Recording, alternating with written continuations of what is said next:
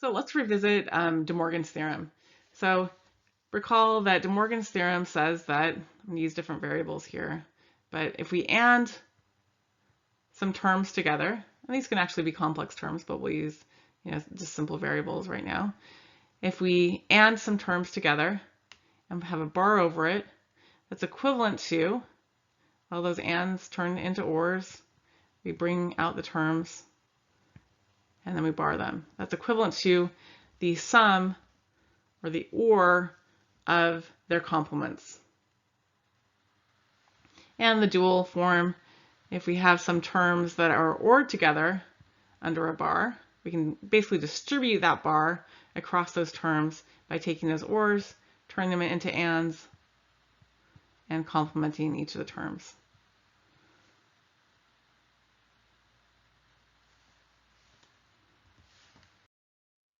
So here's an example of DeMorgan's theorem, and we're going to apply DeMorgan's theorem working from the outside, this kind of outside parentheses or the top bar, and working in. So you start with taking this top bar, taking this OR term, turning it into an AND term. Remember, it's a three-step process. Bringing down the terms A, B, and C with a bar over it. And then the third step is then complementing those terms that we brought down. Okay, and now we can see that B and C has two bars over it. So B and C bar bar is just involution.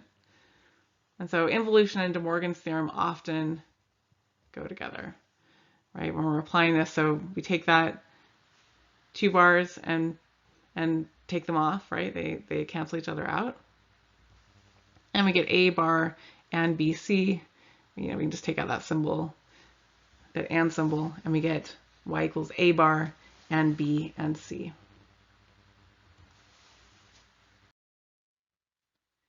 Here's another example of DeMorgan's theorem. And one thing to point out, DeMorgan's theorem applies to products under a bar or sums under a bar. That's it. Do not try to apply it to a mix of operations, right? It applies to terms, can be complex terms, but terms that are ANDed under a bar. Now we can apply DeMorgan's theorem by taking those ANDs and turn them to ORs and distributing the bar over each of the terms. Or a group of things that are ORed together under a bar.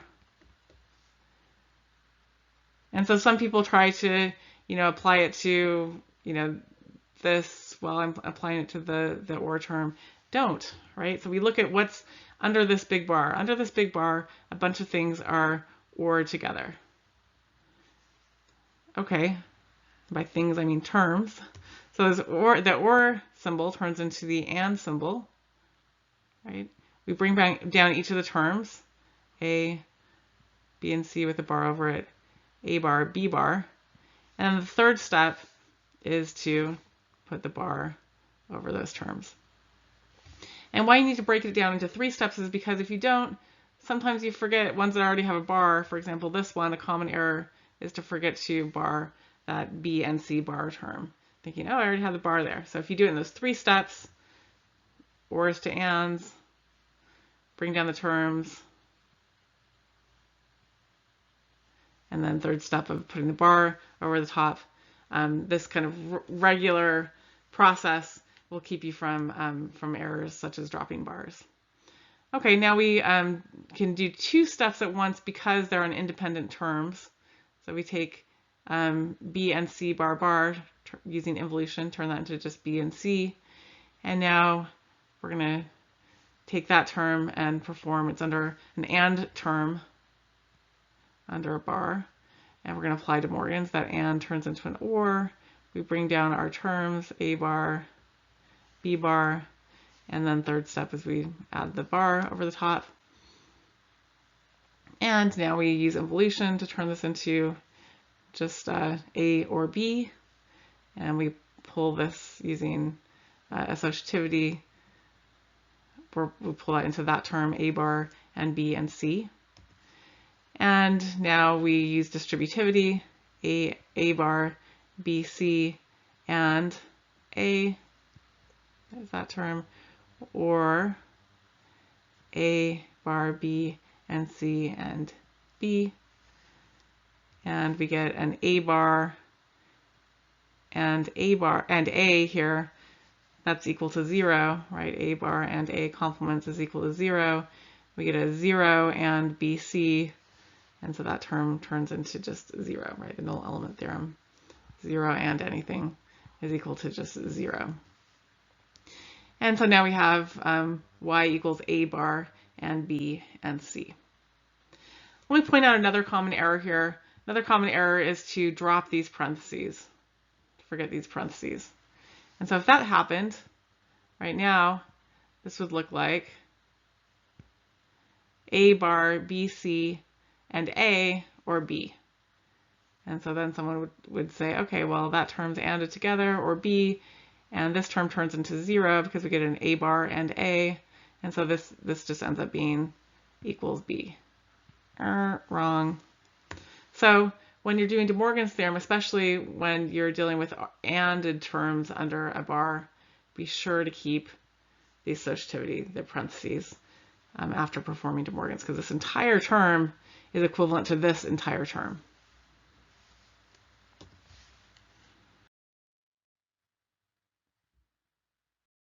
Let's revisit DeMorgan's theorem, and particularly the kind of gate incarnation of DeMorgan's theorem. So here we have DeMorgan's theorem. We have some terms ANDed together under a bar. And so we take that AND term, that AND symbol, turn it into an OR, take the terms, and then put a bar over the individual terms. So here's our NAND gate symbol, the one we're used to with the AND body and then the inversion bubble at the output. And so we have A and B. Right before the bubble, we have A and B. And then right after the bubble, we get that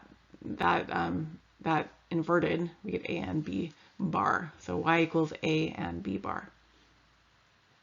And then we can have also this OR-shaped body form of the NAND gate, where we have y equals A, well, after this bubble is A bar, or B bar. And so these are both forms of the NAND gate. If we had a box around these gates, couldn't tell the difference of what shaped gate was in there. Really, they're both NAND gates. And same thing for the NOR gate, right? We have some terms that are ORed together under a bar. Take that OR, turn it into an and then put bars over each of the individual terms. That's equivalent. And so our NOR gate, this is the one we're used to, right? Y equals, right before the bubble is A or B, and then after the bubble we get A or B, all of it bar. But we could also just as well use this AND shaped body with bubbles on the input. So y equals A bar and B bar. So again, these are just two forms of the NOR gate. If we put boxes around these, can't tell which of those is in there, right? They have the same function. If we drew a truth table for both of these, they're equivalent. And so we can use something called bubble pushing to change the shape of these gates. So if we push a bubble backwards, so here's our NAND gate, if we push a bubble backwards towards the inputs, then the bubble lands on both of the inputs, and the shape of the body changes from an AND-shaped body to an OR-shaped body. And so here are two forms of our NAND gate, this form and this form. But logically, they perform the same function, right? Those gates are really the same. And so we can also push bubbles forward. We can take two bubbles on the inputs, or bubbles on all of the inputs, push those forward, that bubble lands on the output, and the body changes from an OR body in the shape to an AND body. It works the other way as well, right? So we could have, instead of pushing the bubble on a NAND gate, we could have done it for a NOR gate. If we push this bubble back, then those bubbles land on the inputs, and the body changes from an OR-shaped body to an AND-shaped body. Now we have our two forms of our NOR gate. And same thing going forward, right? If we push these two bubbles forward, for example, take these two bubbles, push them forward, the body changes from an AND-shaped body to an OR-shaped body, and those two bubbles land on the output. Okay, so we've gone one direction, and now, pushing the bubbles back, and now we've gone kind of back to our, typical NOR-shaped body, or NOR-shaped gate.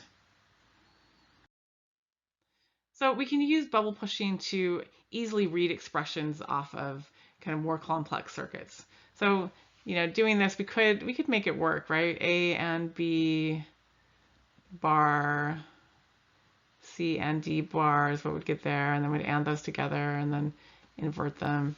And we could do DeMorgans a bunch of times and make that work, right? We'd get A and B bar here on that wire, would get C and D bar, and then would AND those together, and we get A, B bar, and C and D bar, and then on the other side of that bubble would get all of that bar together,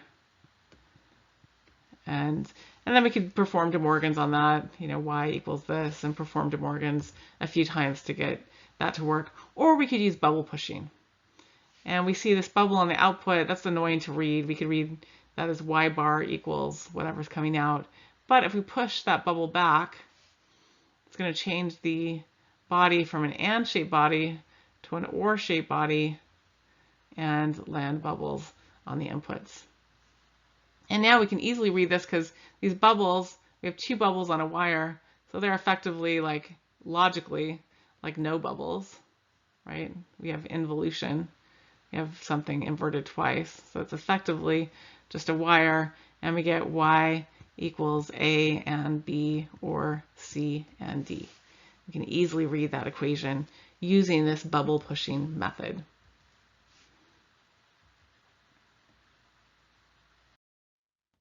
So let's use bubble pushing to read the equation from this circuit.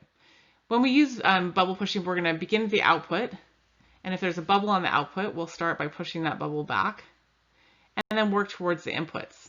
And one nice thing about this method is, as we go we're working from right to left, the bubbles that we've pushed, or the gates that we've changed or transformed, will stay fixed. Now we're just, once we're done with this gate, we're done, and then we'll start at this next level. Once we're done with that, we're done, and then we'll work at the next level. So let's start with this, the original circuit here. And so this bubble is going to go back, right? We have a bubble on the output. If there had been no bubble there, if it had been like this, we wouldn't, we'd leave that gate as it was. But we want to get rid of that bubble, so we can just read y equals something. And so that bubble gets pushed back. The body changes from an AND-shaped body to an OR-shaped body, and the bubbles land on the inputs. Okay, so there's our first step. Want to make sure there's no bubble on the output. And here we see that we have two bubbles on that wire. And so we're going to leave that. We want either two bubbles on a wire or no bubbles. So we can just read that, right? Two bubbles or no bubbles is, right? No bubbles is logically the same as what we have here. And so we're going to leave this gate the same. We don't want to change that gate. We've already finished that level, and now we're working back. And we don't want to change that gate because it has two bubbles, and a wire with a bubble is fine too. We're gonna read D. Right on the other side of that bubble, we have D bar. Okay.